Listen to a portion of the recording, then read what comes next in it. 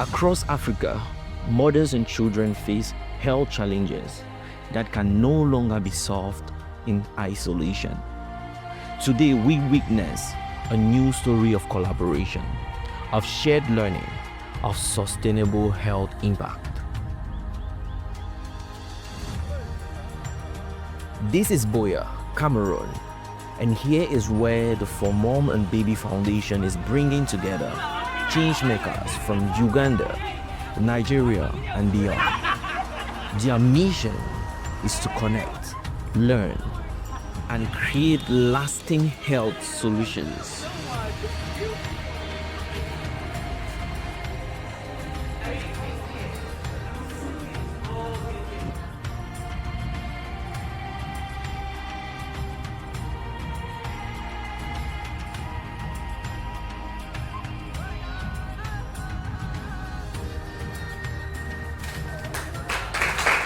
Our mission at For Mom and Baby Foundation is to increase maternal and child survival through our 4 key focus areas. First, through community engagement. Second, through health provider training, and then research, where we use the results from this research to carry out local and global advocacy.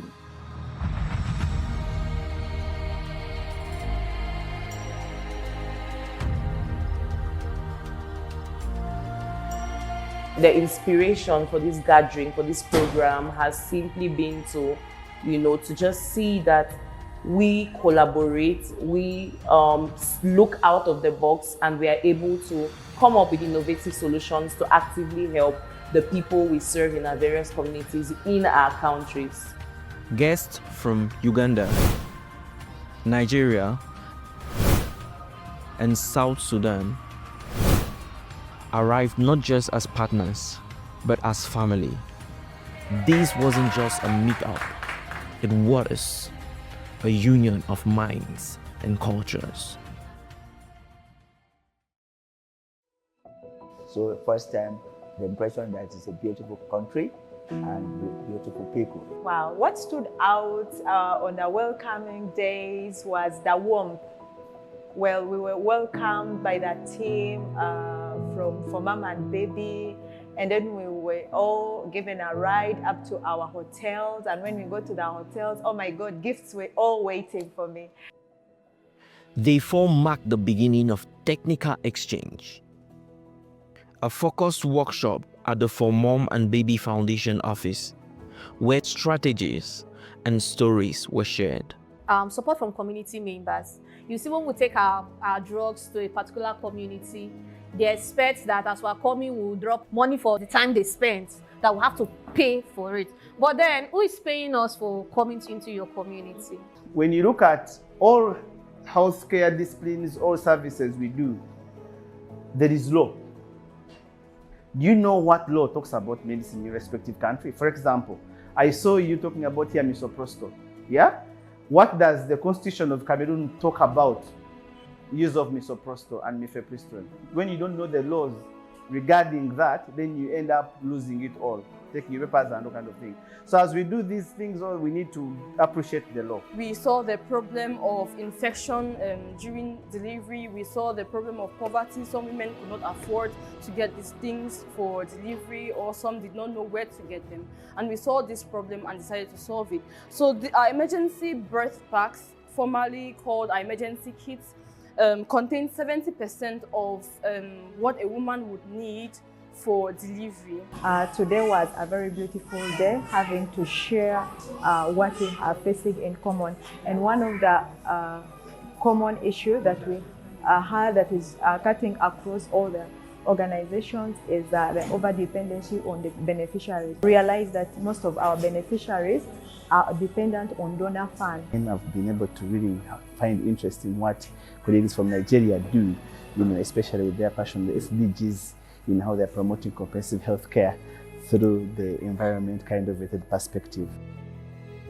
Health personnel are at the core of sustainable health systems. On day 5, knowledge moved from theory to practice. I want to thank the Plus One Global Fund for going this far to incapacitate healthcare workers and community healthcare workers so that they can take care of our mothers and our babies so that their lives can be safe. Health doesn't begin in hospitals. It begins in homes and communities. Day 6 was dedicated to engaging mothers and families directly. So you take that few minutes, wash your hand well before you attend to the baby. The ones where don't grow small, where don't they go school, teach them to say once you now go outside, come back, wash your hand. I learned about the importance of breastfeeding. I didn't know that there were disadvantages, but I got to learn today. As a breastfeeding mother, if you do not breastfeed your child, you're also exposed to a lot of sickness. You're also exposed to danger, as well as the child's health is not guaranteed. So I'm grateful that I was part of this program. I've learned a couple of things too about the wash, the hygiene, how to preserve water, and how you can make your own water. And I'm hoping to try and see how the results will turn out. I've received many things like the emergency bag. There are a lot of things inside the bag which will help me so much during this time and during my delivery.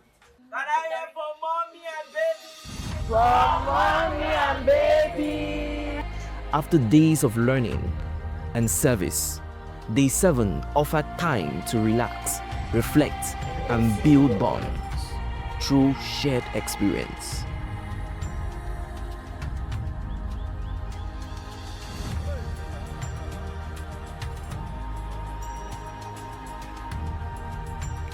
In just 7 days, connections were made, ideas were born, and a new strategy for collaboration emerged across borders.